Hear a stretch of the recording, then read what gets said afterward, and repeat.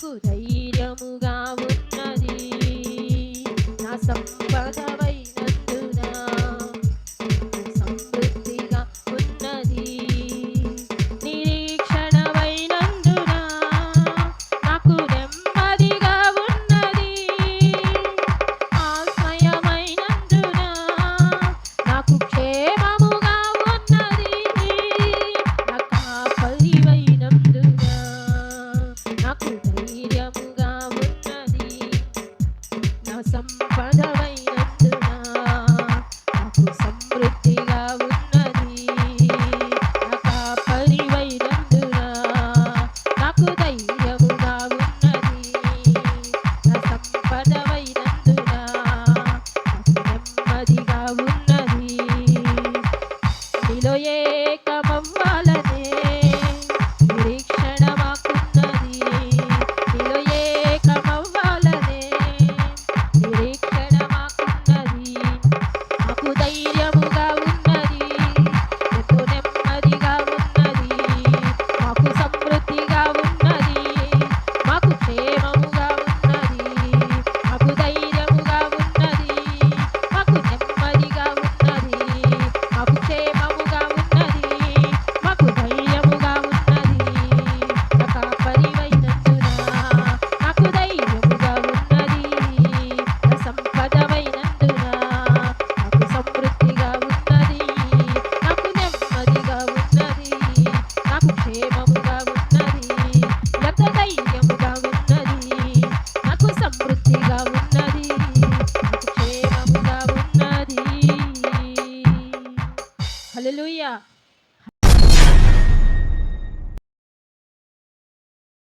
ఉన్నటువంటి ప్రతి వారు కూడా లూకా రాసినటువంటి సువార్త 13వ అధ్యాయము 10వ వచనాన్ని చదువుకుందాం. విశ్రాంతి దినమున ఆయన ఒక సమాజ మందిరంలో బోధించినప్పుడు 18 ఏండ్ల నుండి బలహీనపరచు దెయ్యము పట్టిన ఒక స్త్రీ అచ్చట నుండెను. ఆమె నడుము వంగిపోయి ఎంత మాత్రమును చక్కగా నిలవబడలేకుండెను. యేసు ఆమెను చూచి రమ్మని పిలిచి, అమ్మా, నీ బలహీనత నుండి విడుదల పొంది ఉన్నావని ఆమెతో చెప్పి ఆమె మీద చేతులుంచగానే ఆమె చక్కగా నిలబడి దేవుని మహిమపరిచెను. దేవునికి స్తోత్రం. హల్లెలూయా, హల్లెలూయా. ఇక్కడ చదివినటువంటి వాక్య భాగంలో యేసు ప్రభు వారు విశ్రాంతి దినం అంటే ఒక సమాజ మందిరం దగ్గరికి వెళ్ళినప్పుడు అక్కడ 18 సంవత్సరాల నుంచి నడుము వంగిపోయినటువంటి ఒక స్త్రీ అచ్చట ఉండేను అని అక్కడ వాక్య భాగం రాయబడి ఉంది. ఎన్ని సంవత్సరాల నుంచి ఉందంట ఆమె? 18 సంవత్సరాల నుంచి నడుము వంగిపోయినటువంటి స్థితిలో ఉందంట ఆమె.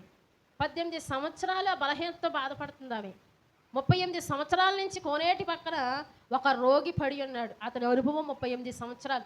అంటే యేసుప్రభు వారి కంటే ఎక్కువ అనుభవం. యేసుప్రభు వారు 33.5 సంవత్సరములే ఆయన సేవ చేశారు, కానీ ఆయన కంటే అనుభవం కలిగినటువంటి వాడుగా కనబడతా ఉన్నాడు. ఇక్కడ ఈ స్త్రీ అంటే 18 సంవత్సరాల నుంచి ఆ రోగంతో పడి ఉంది. ఆ రోగంతో ఆమె అక్కడ నడుము వంగిపోయినటువంటి స్థితిలో ఉంది. చూడండి, పునరుద్ధానమందు ఈ వాక్యాన్ని జ్ఞాపకం చేసుకుంటున్న మన జీవితాల్లో యేసు ప్రభు వారు ఆ స్త్రీని దర్శించాడు ఒకరోజు. ఆయన సమాజ మందిరంలో విశ్రాంతి దినమున సమాజ మందిరంలోనికి ఆయన ప్రవేశించినప్పుడు ఈ స్త్రీ ఆయనకి కనబడింది. ఈ స్త్రీ కనబడినప్పుడు ఆమె స్థితిని చూస్తే ఆమె నడుము వంగిపోయి ఉంది. ఆమె బలహీనపడినటువంటి స్థితిలో ఉంది. ఆమె పరిస్థితి ఏమి కూడా బాగాలేదు. దరిదాపుగా ఎన్ని సంవత్సరాలు అంటే 18 సంవత్సరాలు. 1 సంవత్సరం కాదు, 2 సంవత్సరాలు కాదు, 18 సంవత్సరాల నుంచి అదే స్థితిలో ఆమె ఆ సమాజ మందిరంలో ఆమె కనబడతా ఉంది. యేసు ప్రభు వారు ఆమెను గుర్తించాడు. ఆమె స్థితిని చూసి ఆమె గురించి అక్కడ రాయబడి ఉంది. ఆమె గురించి ఆయన చెప్తూ యేసు ప్రభు వారు ఆమె గురించి సాక్ష్యం చెప్తున్నాడు. ఈమె 18 సంవత్సరాల నుంచి కూడా నడుము వంగిపోయినటువంటి స్థితిలో ఉంది. అంటే ఈమె సమస్య ఎన్ని సంవత్సరాలు ఆమె సమస్యతో బాధపడుతుందంటే దరిదాపుగా 18 సంవత్సరాలు. ఈ యొక్క పునరుద్ధానమందు నిజంగా ఈ వాక్యాన్ని జ్ఞాపకం చేసుకుంటే, ఈ వాక్యాన్ని మనం ధ్యానం చేసుకుంటే, ఈ 18 సంవత్సరాలు ఆమె బలహీనపరచబడి 18 సంవత్సరాల సమస్య ఉంది కదా, మనకు కూడా కొన్ని సమస్యలు, కొన్ని కొరతలు, కొన్ని ఇబ్బందులు ఎన్నో సంవత్సరాల తరబడి ఉంటాయి అన్నమాట. కొన్ని సమస్యలు 40 సంవత్సరాల నుంచి ఆ వ్యాధితో పడతా ఉంటాం, ఆ కొరతతో పడతా ఉంటాం, ఆ సమస్యతో పడతా ఉంటాం. 1 సంవత్సరం కాదు, 2 సంవత్సరాలు కాదు, ఎన్నో సంవత్సరాలు అదే బాధతో మనం ముందుకు వెళుతూ ఉంటాం. మనం అనుకుంటాం ఈ సమస్య, ఈ కొరత నా జీవితంలో 1 సంవత్సరం కాదు, 2 సంవత్సరాలు కాదు, దరిదాపుగా 20 సంవత్సరాల నుంచి నేను ఇదే స్థితిలో ఉన్నాను. 20 సంవత్సరాల నుంచి ఇదే పరిస్థితి. 20 సంవత్సరాల నుంచి నా కుటుంబం ఇలాగే ఉంది. 20 సంవత్సరాల నుంచి నా బలహీనత ఎలాగే ఉంది, 20 సంవత్సరాల నుంచి నేను ఈ రీతిగానే ఉన్నానని నువ్వు సాక్ష్యం చెప్పబోతే యేసు ప్రభువారు నీకున్నటువంటి ఆ సమస్య ఎన్ని సంవత్సరాల నుంచి పడుతున్నావో ఆయన గుర్తుంచే దేవుడు. దేవునికి స్తోత్రం, హల్లెలూయా. 38 సంవత్సరాలు ఆ రోగ కోరేటి దగ్గర పడి ఉన్నప్పుడు యేసు ప్రభువారు ఒకసారి ఆయన దర్శించాడు. 38 సంవత్సరాలకి ఆ 38 సంవత్సరాలు కూడా ఆ కోనేటి యొద్దనే పడి ఉన్నాడు. ఆయన ఆ సమస్యలోనే ఉన్నాడు, ఆయన ఆ స్థితిలోనే ఉన్నాడు, ఆయన ఆ రోగముతోనే ఉన్నాడు, ఆ పరిస్థితిలోనే ఉన్నాడు 38 సంవత్సరాలు. అయితే ఒక నిరీక్షణ ఉంది ఆయనకి. ఏమని తెలుసా? ఏదో ఒక సమయాన్న ఆయన నన్ను దర్శిస్తాడు. దేవునికి స్తోత్రం, హల్లెలూయా. ఈ నడుము వంగిపోయినటువంటి స్త్రీకి కూడా ఈ 18 సంవత్సరాల నుంచి కూడా నడుము వంగిపోయినటువంటి బలహీనతతో బాధపడుతున్నటువంటి ఆమె జీవితంలో కూడా ఆ సమాజ మందిరంలో ఆమె ఏమని నిరీక్షణ కలిగి ఉందంటే, ఏదో ఒక సమయాన్న దేవుడు నన్ను దర్శిస్తాడు. గుడ్డివాడు, కుంటివాడు, త్రోవ పక్కున్నటువంటి వారు ఎంతోమంది ఇట్టే స్వస్థతలు పొందుతూ ఉన్నారు. ప్రభు మాట ద్వారా వారి జీవితాల్లో గొప్ప కార్యాలు జరుగుతూ ఉన్నాయి. మరి నా జీవితం 18 సంవత్సరాలు దీర్ఘకాలికమైనటువంటి సమస్య, దీర్ఘకాలికమైనటువంటి రోగము, దీర్ఘకాలికమైనటువంటి బాధ పడతా ఉంది సమాజ మందిరంలో. అయితే ఆమె నిరీక్షణ ఏంటయ్యా అంటే, ఆమె విశ్వాసం ఏంటయ్యంటే, యేసు ప్రభు వారు నన్ను దర్శిస్తాడు. ఏదో ఒక సమయాన్న, ఏదో ఒక తరుణాన్న ఆయన నన్ను దర్శిస్తాడు. నా 18 సంవత్సరాల రోగాన్ని ఇట్టే బాగు చేయగలిగినటువంటి వాడు ఆయనే అని ఆమెకు ఒక నిరీక్షణ, ఆమెకు ఒక విశ్వాసం ఉంది. అయితే ఆమె జీవితము ఆ వంగిపోయినటువంటి పరిస్థితిలో ఉంది. ఇక్కడ కనుక మనం చూస్తే, ఈ నడుము వంగిపోయినటువంటి స్త్రీ జీవితంలో కనుక చూస్తే, ఈమె ఏ బలహీనత చేత బాధపడుతుందయ్యా అంటే, ఈమెకున్నటువంటి లోపం ఏంటి, ఈమెకున్నటువంటి పరిస్థితి ఏంటంటే, ఈమె నడుము వంగినటువంటి స్థితిలో ఉంది, వంగిపోయినటువంటి స్థితిలో ఉంది, బలహీనపరిచినటువంటి స్థితిలో ఉంది. ఎన్ని సంవత్సరాల నుంచి నువ్వు కృంగినటువంటి పరిస్థితిలో ఉన్నావు. చాలామంది కూడా కృంగిపోతూ ఉంటారు, చాలామంది కూడా లోపల కృంగితూ ఉంటారు. అందుకని యేసు ప్రభు వారు దావీదు భక్తుడు అంటాడు, అయ్యా కృంగిన వారిని నువ్వు పైకి లేవనెత్తే దేవుడు. దేవునికి స్తోత్రం, హల్లెలూయా. దరిదాపుగా నీవు ఒక 20 సంవత్సరాల నుంచి కృంగిపోయి ఉండవచ్చు. దరిదాపుగా నీవు ఒక 18 సంవత్సరాల నుంచి ఏదో ఒక వేదనతో కృంగి ఉండవచ్చు, ఏదో ఒక బలహీనపరిచేటువంటి స్థితిలో నీవు ఉండవచ్చు. అయితే దేవుడు అన్నాడు, కృంగినటువంటి వారిని లేవనెత్తి. ఈమె స్థితిని చూశాడు దేవుడు, ఈమెను చూసి అంటా ఉన్నాడు, దరిదాపుగా నీవు 18 సంవత్సరాల నుంచి నువ్వు దీర్ఘకాలికమైనటువంటి వ్యాధితో ఉన్నావు. అంత మాత్రం కాదు, నీకు ఉన్నటువంటి బలహీనత ఏంటి తెలుసా? ఈ 18 సంవత్సరాలు నువ్వు ఎలా ఉన్నావంటే వంగిపోయినటువంటి స్థితిలో ఉన్నావు. నీ నడుము వంగిపోయినటువంటి స్థితిలో ఉన్నావు, నీ పరిస్థితి కృంగిపోయినటువంటి స్థితిలో ఉన్నావు. నీవు నడుము వంగినటువంటి పరిస్థితిలో, ఆత్మీయ జీవితంలో, ప్రార్థనా జీవితంలో, విశ్వాస జీవితంలో నీవు కృంగిపోయి ఉన్నావు. లేకపోతే నీకున్నటువంటి సమస్యల ద్వారా నువ్వు కృంగిపోయి ఉన్నావు. నడుము వంగినటువంటి వారు ఈ కిందే దోస్తాడు కానీ పైకి చూడలేరు. ఎందుకంటే వారు వెన్నుపోస వంగిపోయి ఉంటుంది, కానీ వంగినటువంటి వారికి ఈ కిందే వారు చూడగలుగుతారు, కానీ నిటారుగా నిలబడేటువంటి స్థితి వారికి ఉండదు. కృంగిపోయినటువంటి స్థితిలో ఉంది ఆమె, బలహీనపరచబడినటువంటి స్థితిలో ఉంది, అనేకమైనటువంటి కృంగిదల ఆమె జీవితం ఉంది, వంగిపోయింది. ఎలా వంగిపోయింది, దేని ద్వారా వంగిపోయిందంటే ఆమెను బలహీనపరచు ఒక దెయ్యం అక్కడ ఉందట. దేవునికి స్తోత్రం, హల్లెలూయా. ఒకవేళ ఈ 18 సంవత్సరాల నుంచి ఒక అపవిత్ర ఆత్మ ఆమెను ఏం చేసింది, అసలు కృంగిపోయేటట్లుగా చేసింది, నడుము వంగిపోయేటట్లుగా చేసింది, బలహీనపరిచింది. ఈరోజు అనేకమైనటువంటి బలహీనల చేత నువ్వు ఉండవచ్చు, అనేకమైనటువంటి కృంగిపోయినటువంటి పరిస్థితుల ద్వారా నువ్వు నడవచ్చు. ఆ బలహీనపరిచినటువంటి అపవిత్రాత్మ ఎన్నో సంవత్సరాల నుంచి నిన్ను కృంగినట్లుగా చేస్తూ ఉంది, నిన్ను వంగినట్లుగా చేస్తూ ఉంది, నిన్ను పడిపోయినట్లుగా చేస్తూ ఉంది. దీనికి కారణం ఏంటయ్యా అంటే, బలహీనపరిచి ఒక అపవిత్రాత్మ ఆమెను చోటు చేసుకోవటం వల్ల. కొన్నిసార్లు మనము కూడా దేవుని విశ్వాసంలో ఉంటాం, దేవుని యొక్క సన్నిధానంలో ఉంటాం, కానీ మనం బలహీనపడిపోతూ ఉంటాం, కృంగిపోతూ ఉంటాం. కారణం ఏంటయ్యా అంటే, ఇదిగో బలహీనపరచు అపవిత్రాత్మ మనల్ని కృంగిపోయేటట్లుగా చేస్తూ ఉంది. మనల్ని ఎలాగో కృంగదీశాలో, ఎలాగో మనల్ని పడవేయాలో చాలామంది కృంగిపోతున్నారు కదా. చాలామంది కూడా వంగిపోతూ ఉన్నారు. దేనికంటే ధనానికి లొంగిపోతారు చాలామంది, చాలామంది శరీరానికి లొంగిపోతారు, చాలామంది పాపానికి లొంగిపోతారు. అపవాది అనేక రీతిలుగా మనుషులు లొంగదీయాలని చూస్తుంది. ఈమె యొక్క పరిస్థితిని కనుక మనం చదువుకుంటే, ఈమె వంగిపోయినటువంటి స్థితిలో ఉంది. ఆమె ఒకవేళ బలహీనురాలై వంగిపోవచ్చు, కానీ ఈరోజు పునరుద్ధాత్మ దేవుడు నువ్వు దేనికి వంగిపోయి ఉన్నావు, దేనికి బలహీనపరిచి ఉన్నావు, దేనికి లొంగిపోయి జీవిస్తా ఉన్నావు? నీ ధనానికి లొంగిపోయావా, పనికి లొంగిపోయావా, సమయానికి లొంగిపోయావా, లేకపోతే నీకున్నటువంటి పాప జీవితానికి లొంగిపోయావా, లేకపోతే నేత్రాశికి లొంగిపోయావా, శరీరాశికి లొంగిపోయావా? దేనికి లొంగిపోయా? చాలా మంది లొంగిపోతూ ఉన్నారు ఈ రోజుల్లో. ఈరోజు చాలా మంది కూడా బలహీనపరచు అపవిత్రాత్మతో బాధపడుతున్న వారు ఎంతో మంది ఉన్నారు. ఏమైతే 18 సంవత్సరాల నుంచి నడుము వంగిపోయి, ఆ నడుము వంగిపోయినటువంటి పరిస్థితిలో బలహీనపరచు ఆత్మ ఆమెను వేధించినట్లుగా, ఈ యొక్క పునరుత్థానమందు పరిశుద్ధాత్మ దేవుడు ఈ ఉపమానం ద్వారా, ఈ స్త్రీ ద్వారా మనతో మాట్లాడుతున్న మాట ఏంటంటే, ఇవి శారీరకంగా వంగిపోతే ఈరోజు ఆత్మలో వంగిపోతున్నాం మనందరం కూడా. మనందరం కూడా ఏదో ఒక పాపానికి లొంగిపోతా ఉన్నాం, ఏదో ఒక మాటలకి లొంగిపోతా ఉన్నాం, ఏదో ఒక మరి సమయాన్ని మనం వంగిపోతా ఉన్నాం, వంగిపోయినటువంటి పరిస్థితిలో ఉన్నాం. దానికి కారణం ఏంటయ్యా అంటే అదిగో నిన్ను వంగదీసేటువంటి అపవిత్రాత్మ నిన్ను లొంగదీయటానికి అది ప్రయత్నం చేస్తుంది. నీ యొక్క నేత్రాలకి ఆశ చూపిస్తూ ఉంటుంది, నీ శరీరానికి ఆశ చూపిస్తూ ఉంటుంది, నీ యొక్క మరి పాపానికి ఆశ చూపిస్తూ ఉంటుంది. ఏదో ఒక ఆశ ద్వారా ప్రతి మనిషిని లొంగదీయాలని అపవిత్రాత్మ మరి కంకణం కట్టుకుని చూస్తూ ఉంటుంది. ఈ స్త్రీ వంగిపోయినట్లుగా ఎన్ని సంవత్సరాలు నువ్వు వంగిపోయి ఉన్నావో, ఏ విషయంలో నువ్వు లోనైపోయి ఉన్నావో, ఏ విషయంలో నువ్వు కృంగిపోయి ఉన్నావో, ఏ విషయానికి నువ్వు లొంగిపోయి ఉన్నావో తెలియదు. కానీ అయితే యేసు ప్రభువు వారు ఈ 18 సంవత్సరాల నుండి ఈ స్త్రీని దేవుడు దర్శించినట్లుగా ఉపవాస ప్రార్థనలో నిన్ను దర్శిస్తాడు. దేవునికి స్తోత్రం, హల్లెలూయా. ఆయన నిన్ను దర్శిస్తాడు, ఆయన నీ వైపు చూస్తాడు, ఆయన నిన్ను కరుణించే దేవుడు, ఆయన నిన్ను కటాక్షించే దేవుడు. అయితే ఈమెనంటే యేసు ప్రభువు ఏం చేశాడు తెలుసా? సమాజ మందిరంలోనికి వచ్చి ఆమె వంగినటువంటి స్థితిని చూసి, ఆమె పరిస్థితిని చూసి ఆమెను ఎలా పిలిచాడంట? అమ్మా నా దగ్గరకు రమ్మని పిలిచాడు. వెంటనే ఆ వంగినటువంటి స్త్రీ, ఆ వంగిపోయినటువంటి పరిస్థితిలో ఉన్నటువంటి ఆమె యేసు దగ్గరికి వెళ్ళిందంట. యేసు దగ్గరికి వెళ్ళిందంట. ఈరోజు ప్రభు దగ్గరికి రా. నువ్వు దేనికి లొంగిపోయావో దాన్ని విడిచిపెట్టి ప్రభు దగ్గరికి రా. దేనికి నువ్వు బానిసత్వం అయిపోయావో, దేనికి నువ్వు లొంగిపోయావో, ఏ మనుషునికి లొంగిపోయావో, ఏ ధనానికి లొంగిపోయావో, ఏ బలానికి లొంగిపోయావో, ఏ నేత్రాస్తికి లొంగిపోయావో, ఏ మాటలకు నువ్వు లొంగిపోయావో, దేని విషయంలో నువ్వు లొంగిపోయి ఉంటే, లేకపోతే నువ్వు కృంగిపోయి ఉంటే, నీ పరిస్థితులు బట్టి, నీ బలహీనతను బట్టి, లేకపోతే నీ కుటుంబాలు బట్టి, నీ బిడ్డలను బట్టి, నీ భర్తను బట్టి ఒకవేళ నువ్వు కృంగిపోయి ఉన్నావేమో, కృంగిన నిన్ను కూడా దేవుడు పైకి లేవనెత్తుతాడు. హల్లెలూయా. వంగినటువంటి నిన్ను కూడా ఆయన నిన్ను పైకి లేవనెత్తుతాడు. ఆమె మీద చేతులుంచగానే ఆమె యొక్క జీవితం, ఆమె యొక్క నడుము ఏమైపోయిందంట? తిన్నగా నిలబడిపోయింది. హల్లెలూయా, హల్లెలూయా. అందుకే జ్ఞానటువంటి సొలొమోను గారు పరమగీతములు అంటాడు, నా యొక్క సన్నిధి, నా షులామితి, నా ప్రియురాలు ఎలా ఉండాలంట? త్రాళ వృక్షమంతా తిన్నగా ఉండాలి. హల్లెలూయా, హల్లెలూయా. జ్ఞానటువంటి సొలొమోను గారు చెప్తా ఉన్నాడు, నా ప్రియురాలు, నేను ఇష్టపడేటువంటి కన్యక, నేను ప్రేమించేటువంటి కన్యక, నా యొక్క సంఘము, నా యొక్క సంఘ యొక్క మరి క్రమము, నా బిడ్డలు ఎలా ఉండాలంటే ఒక తిన్నని వారిగా ఉండాలి. లొంగిపోకూడదు, దేనికి కూడా వంగిపోకూడదు, దేనికి కూడా కృంగిపోకూడదు. ఒక త్రాళ వృక్షములాగా తిన్నగా వారు జీవించాలి. వారు ఏపుగా ఎదగాలి, వారు ఆకాశం అంతా ఎత్తుగా ఎదగాలి. వారు ఎక్కడ కూడా వంగిపోకూడదు. వంగిపోయినటువంటి పరిస్థితులు మన జీవితాల్లో ఉండకూడదు. ఒకవేళ ఈ స్త్రీలాగా ఎన్నో సంవత్సరాల నుంచి అలాగే లొంగిపోయి ఉన్నావా? కొంతమందిని చూస్తాం ఎన్నో సంవత్సరాల నుంచి లొంగిపోయే ఉంటారు, ఆ పాపానికి లొంగిపోయే ఉంటారు, ఆ అబద్ధానికే లొంగిపోయి ఉంటారు, ఆ శరీరాశికే లొంగిపోయి ఉంటారు, ఆ మాటలకే లొంగిపోయి ఉంటారు. వారు తిన్నగా నిలబడినటువంటి ఆశ వారి జీవితంలో ఉండదు.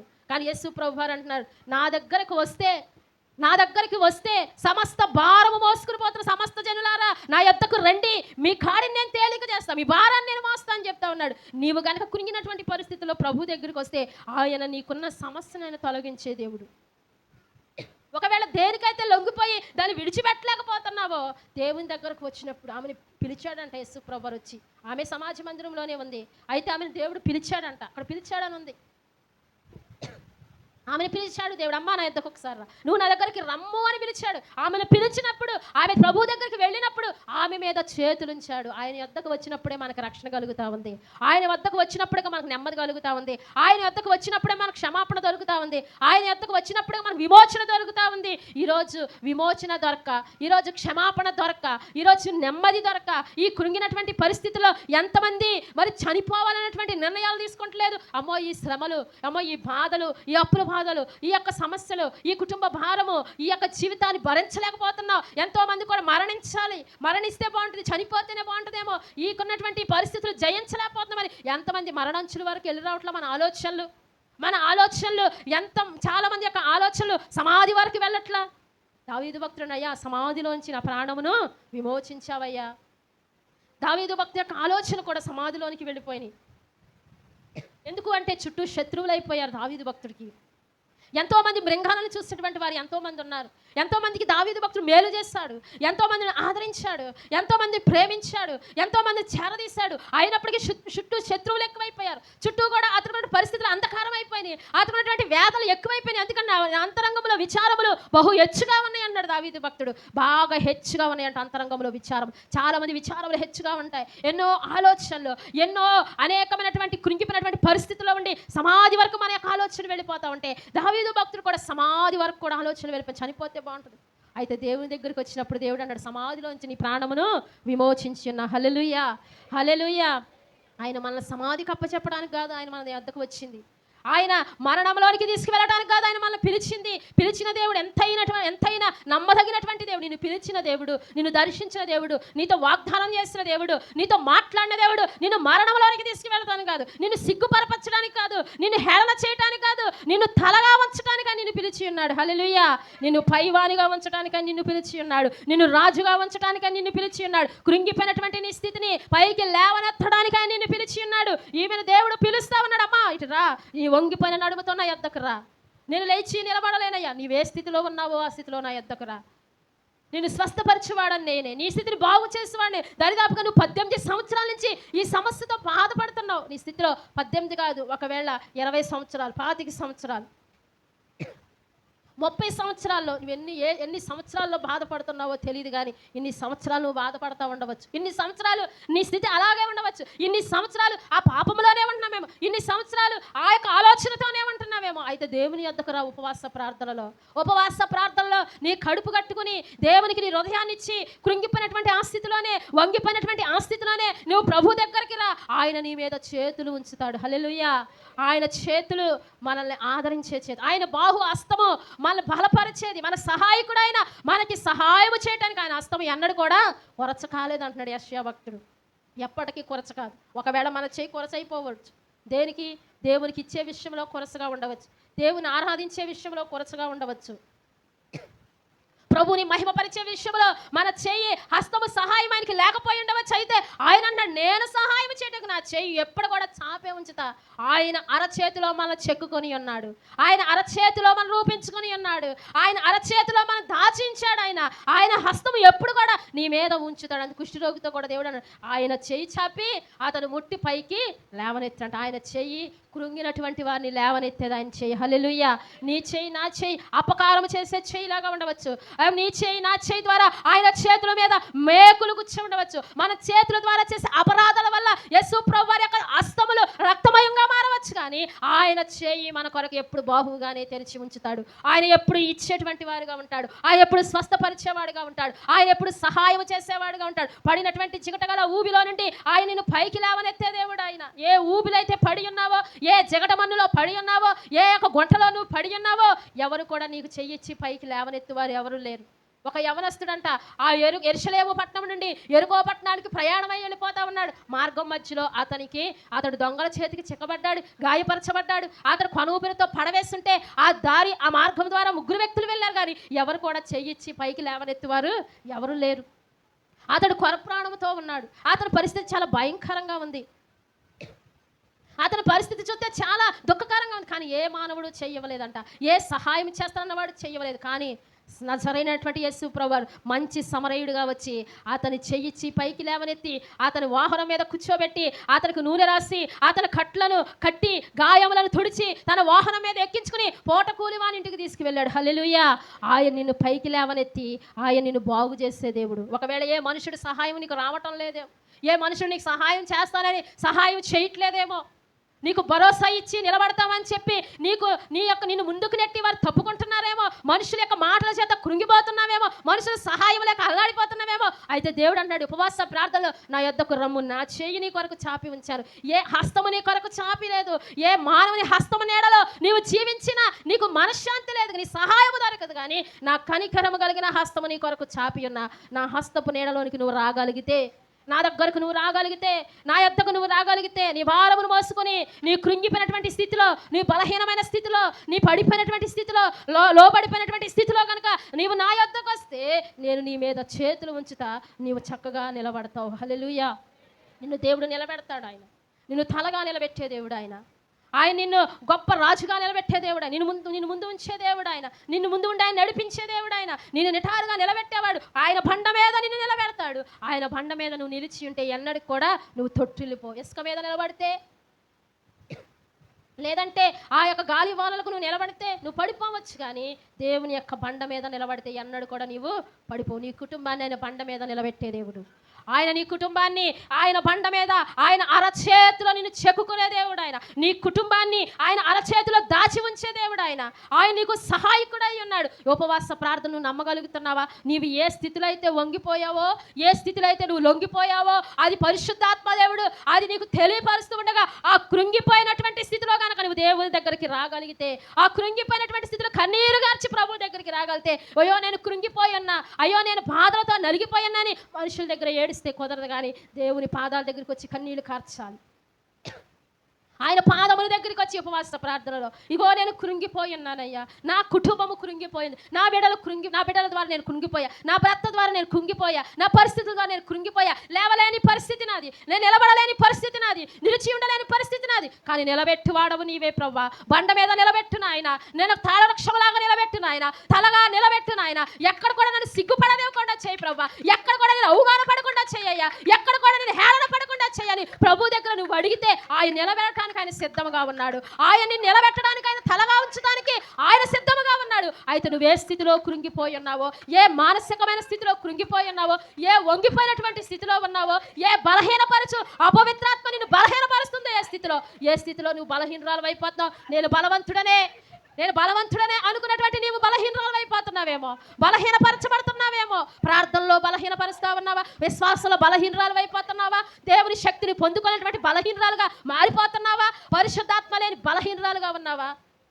అయితే దేవుడు అన్న బలపరచడానికే ఆయన సమస్తము సమకూడ ఆయన పాదముల క్రింద ఉన్నాయి. బలపరచువాని అందే నేను సమస్తము చేయగలుగుతాను అన్నాడు పౌలు గారు. బలపరిచే దేవుడు ఆయన అయి ఉన్నాడు. ఒకవేళ నువ్వు బలహీనురాలు అయితే నీకు బలమనిచ్చే బలవంతుడు ఆయనే. హల్లెలూయా, హల్లెలూయా. మన దేవుడు ఎలాంటి దేవుడు అయ్యా అంటే బలవంతుడు ఆయన. నీవు బలహీనురాలు అయినా, నీవు ఎంత బలహీనపరిచేటువంటి స్థితిలో నీవున్నా, నీవు బలహీనురాలు అయిపోయి దేవుల్లో నీవు నేర్సిల్లిపోయినా, ఆయన చేయూతనిచ్చి నిన్ను బలపరచడానికి ఆయన ఇష్టపడతా ఉన్నాడు. నీవు బలము పొందుకోగలుగుతున్నావా? దేవుని సన్నిధానంలో నిలబడటానికి నువ్వు ఇష్టపడతా ఉన్నావా? ఆయన నిన్ను నిలబెట్టడానికి ఇష్టపడతాడు. నిశ్చయముగా ఈ ఉపవాస ప్రార్థనలో, నిశ్చయముగా ఈ ఉపవాస దీక్షలో, ఈ యొక్క ఉపవాస ప్రార్థన యొక్క అనంతరం కూడా ఆయన నిన్ను నిలబెట్టబోతా ఉన్నాడు. హల్లెలూయా, హల్లెలూయా. నమ్మినటువంటి వారందరూ కూడా గట్టిగా ఘనంగా దేవుణ్ణి కనపరచాలి. నిలబెట్టే దేవునికి మన స్తుతులు చెల్లించాలి. నిశ్చయంగా ఉపవాస ప్రార్థనలో అనంతరము దేవుడు వంగిపోయినటువంటి నీ జీవితాన్ని, కృంగిపోయినటువంటి నీ జీవితాన్ని, బలహీనపరిచినటువంటి నీ జీవితాన్ని, లొంగిపోయినటువంటి నీ జీవితాన్ని నిశ్చయంగా ఆయన బలవంతుడయ్యి ఆయన బండ మీద నిన్ను నిలబెట్టునుగాక. దేవుడు నిన్నటి శక్తినిచ్చి ఆయన నిలబెట్టునుగాక. ఆత్మ లేని వారికి ఆత్మనిచ్చి నిలబెట్టునుగాక. బలహీనులుగా ఉన్న వారిని బలవంతులుగా చేయునుగాక. నీ బలహీనతలో ఆయన బలాన్ని ఇచ్చే దేవుడు. ఈ స్త్రీ 18 సంవత్సరాలు ఈ యొక్క సమస్యతోనే బాధపడింది. ఎన్ని సంవత్సరాలు బాధపడుతున్నావో, ఎన్ని సంవత్సరాలు కొరతతో ఉన్నావో, ఎన్ని సంవత్సరాలు లేమిలో ఉన్నావో, ఎన్ని సంవత్సరాలు బలహీనరాలుగా ఉన్నావో, ఎన్ని సంవత్సరాలు నీవు ఏమై ఉన్నావో తెలియదు, కానీ పరిశుద్ధాత్మ దేవుడు నా యొద్దకు విశ్వాసం ఉంచి నా యొద్దకు వచ్చినప్పుడు నిన్ను బలపరుస్తాను. నీవు కృంగిపోయినటువంటి నిన్ను పైకి లేవనెత్తుతాను, తలగా నియమిస్తాను. తోగ్గా నియమించే దేవుడు కాదాయన, సిగ్గుపరిపించే దేవుడు కాదాయన. ఒకవేళ నువ్వు అనుకోవచ్చు, నాకున్న సమస్యలు బట్టి, నా పరిస్థితులు బట్టి నేను అవమానం పొందుతున్నాను, నేను సిగ్గుపరచబడతా ఉన్నాను, లేదా నా బిడ్డల విషయాలు బట్టి నేను సిగ్గుపడతా ఉన్నా, లేదా నా కుటుంబ విషయాలు బట్టి నేను సిగ్గుపడతా ఉన్నా, లేదా నా భర్త విషయాలు బట్టి నేను సిగ్గుపడుతున్నావు అనుకోవచ్చు. కానీ దేవుడు అంటాడు, నిన్ను ఎక్కడ కూడా సిగ్గుపడనివ్వడు ఆయన బలపరుస్తాను. నేను ఒక బలహీనురాలు ఇలా నిన్ను ఎలా అపవాది నేను ఎలా శోధిస్తుంది, బలహీనపరుస్తుంది అనమాట. ఎందుకంటే ఇన్ని సంవత్సరాలు సర్వీసు ప్రభు దగ్గరకు వచ్చి 18, 25 సంవత్సరాలు, 40 సంవత్సరాలు నీ అనుభవం ఎంత, కానీ నీ కుటుంబం పరిస్థితి చూసావా, నీ భర్త పరిస్థితి చూసావా, నీ బిడ్డల పరిస్థితి చూసావా, ఏంటి నీ పరిస్థితి? ఇన్ని సంవత్సరాలు ఇదే స్థితిలో ఉన్నామని అపవాదిని బలహీనపరిస్తే మనం ఏం చేస్తామంటే బలహీనపరిచిపోతా ఉంటాం, వంగిపోతాం, లొంగిపోతాం, కుంగిపోతా ఉంటాం. అయితే దేవుడు అంటా ఉన్నాడు, సమాజ మందిరంలోకి వచ్చి ఆ 18 సంవత్సరాల నుంచి కృంగిపోయినటువంటి ఆమెను దేవుడు చూసినట్లుగా ఎన్ని సంవత్సరాల నుంచి నువ్వు బలహీన పడిపోయి ఉన్నావో, ఎన్ని సంవత్సరాల నుంచి ఆ యొక్క నిరుత్సాహంలో ఉన్నావో, ఎన్ని సంవత్సరాల నుంచి వంగిపోయినటువంటి స్థితిలో ఉన్నావో, నా దేవుడు నిన్ను దర్శించబోతా ఉన్నాడు. హల్లెలూయా. ఉపవాస ప్రార్థనలో ఆయన నిన్ను దర్శించబోతా ఉన్నాడు. ఈ ఉపవాస ప్రార్థనలో నీ 18 సంవత్సరాల బలహీనత, ఈ ఉపవాస ప్రార్థనలో నీ 25 సంవత్సరాల బలహీనత, ఈ ఉపవాస ప్రార్థనలో నువ్వెన్ని సంవత్సరాలు ఏ విధమైన బలహీనత చేత కృంగిపోయి లొంగిపోయి బాధపడతా ఉన్నావో, నా దేవుడు ఈ 40 దినాల ఉపవాస ప్రార్థనలో మనం ఆరాధించేటువంటి దేవుడు బలవంతుడైన దేవుడు, శక్తివంతుడైన దేవుడు, ఆశ్చర్యకార్యాలు చేసే దేవుడు, అద్భుతాలు చేసే దేవుడు, సమస్తము మన దేవునికి సాధ్యమైంది. ఉన్నదాన్ని లేనట్లుగా చేయగలిగిన దేవుడు. హల్లెలూయా. నీ జీవితంలో ఉన్నదాన్ని లేనట్లుగా చేస్తాడు, లేని దాన్ని ఉన్నట్లుగా చేయగలుగుతాడు. అటువంటి దేవుని యొద్దకు వచ్చి నిర్లక్ష్యంతో నువ్వు ఎలాగూ ప్రభుని ఆరాధిస్తా ఉన్నావు? దేవుని దగ్గరికి ఎందుకు రాలేకపోతున్నావు? మనిషి మాత్రమే నువ్వు వస్తున్నావు, కానీ నీ హృదయం ప్రభు దగ్గరికి రావట్లా. చాలా మంది కూడా అనేక మందిగా ప్రభు దగ్గరికి వస్తున్నారు, కానీ వారి హృదయాలు మట్టికి ప్రభుకి దూరంగా ఉంటా ఉన్నాయి. దేవుడు ఎందుకు ఈమె రమ్మని పిలిచాడు? ఎందుకు ఈమె దేవుడు పిలిచాడు? సమాజ మందిరంలోనికి వెళ్ళి అమ్మాని వంగిపోయినటువంటి ఆ స్థితిలోంచి నా యొద్దకు రమ్ము అని ఎందుకు పిలిచాడు? ఆమె హృదయం అంతా ప్రభువుకి ఇచ్చింది. హల్లెలూయా. ఒకవేళ నువ్వు మనిషిగానే వస్తున్నావేమో, ఇన్ని సంవత్సరాలు 18 సంవత్సరాలు 25 సంవత్సరాలు మనిషి రూపంలోనే వస్తున్నావేమో, నీ హృదయం ప్రభువుకి ఇవ్వట్లేదు, నీ జీవితం ప్రభువుకి ఇవ్వట్లా, నీ హృదయాన్ని ప్రభువుకి సమర్పించట్లా. అందుకే అదే స్థితిలో ఉంటున్నావు, అదే పరిస్థితిలో ఉంటున్నావు, అదే వ్యాధితో ఉంటున్నావు, అదే బలహీనతతో ఉంటున్నావు, అదే సమస్యతో ఉంటున్నావు, అదే కష్టంతో ఉంటున్నావు, అదే వేదనతో బ్రతుకుతా ఉన్నావు. నీవు దేవుని దగ్గరికి నీ శరీరము నీ ఆత్మ కూడా ప్రభు దగ్గరికి కేకలు వేయాలి. దావీదు భక్తుడు అన్నాడు, జీవము గల దేవుని సన్నిధానంలో నా శరీరము నా హృదయము కేక పెడతా ఉంది. మరి నువ్వు దేవుని దగ్గరికి వచ్చి నీవు హృదయాన్ని ప్రభుకి దూరంగా ఉంచుతున్నావు. నీ హృదయం ప్రభు దగ్గరికి తీసుకురావట్లా, నీ హృదయాన్ని వేరే చోట పెట్టి నీవు మనిషి మాత్రమే ఎక్కడికి వస్తా ఉన్నావు. అందుకే నువ్వు అన్ని సంవత్సరాలు అదే వ్యాధితో, అదే సమస్యతో, అదే బలహీనతతో బాధపడతా ఉన్నావు. పరిశుద్ధాత్మ దేవుడు సెలవిస్తా ఉన్నాడు, పరిశుద్ధాత్మ దేవుడు మాట్లాడతాడు. ఎంతమంది హృదయాలు ప్రభుకి సమర్పిస్తారో నిశ్చయముగా వారిని దేవుడు పైకి లేవనెత్తే దేవుడు ఆయన. నీ హృదయం కనుక ప్రభుకి ఇవ్వకుండా, నీ హృదయాన్ని ప్రభుకి సమర్పించకుండా, నీ హృదయాన్ని వేరే చోట పెట్టి నీవు ప్రభు దగ్గరికి 18 సంవత్సరాల నుంచి వచ్చినా, 30 సంవత్సరాల నుంచి వచ్చినా, ఎన్ని సంవత్సరాల నుంచి వచ్చినా నీవు అలాగేనే ఉంటావు, కానీ నీలో ఎటువంటి మార్పు ఉండదు. ఆయన యొద్దకి నీ హృదయాన్ని సమర్పించి ప్రభు దగ్గరికి వస్తే నీ యొక్క వ్యాధిని, నీ సమస్యని ఆయన తీర్చగలిగినటువంటి దేవుడు. మన కొరకు 2000 సంవత్సరముల క్రితమే మన కొరకు ఆయన పాపభారమును మోసుకుని పోయి ఆయన మన కొరకు కలువరిగిరిలో ఆయన మన కొరకు ప్రాణం పెట్టినటువంటి దేవుడు. ఆయన శరీరము, ఆయన ప్రాణాన్ని, ఆయన రక్తాన్ని మన కొరకు దారబోసిన దేవుని యొద్దకు నీ శరీరంతోనే వస్తున్నావు, కానీ నీ ఆత్మతో దేవుని ఎందుకు ఆరాధించలేకపోతున్నావు? పూర్ణ ఆత్మతో, పూర్ణ హృదయంతో, పూర్ణ శక్తితో ప్రభు నువ్వెందుకు ఆరాధించలేకపోతున్నావు? నీ పెదవులతోనే ప్రభుని ఆరాధిస్తున్నావు, నీ శరీరంతోనే ప్రభుని ఆరాధిస్తున్నావు, కానీ నీ హృదయము దేవునికి బహుదూరముగా ఉంది.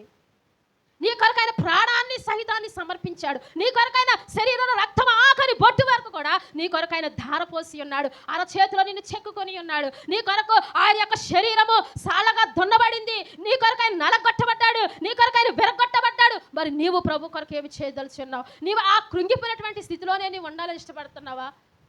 నీవు అలాంటి పరిస్థితుల్లో ఉండాలని ఇష్టపడుతున్నావా? నీ కొరకు సమస్తాన్ని విడిచిపెట్టినటువంటి ఆ దేవుని యొద్దకు నీవు ఎందుకు నీ హృదయములతో ప్రభుని ఆరాధించలేకపోతా ఉన్నావు? పరిశుద్ధాత్మ దేవుడు అడుగుతా ఉన్నాడు, నీ హృదయములతో ప్రభుని ఆరాధించగలుగుతా ఉన్నావా?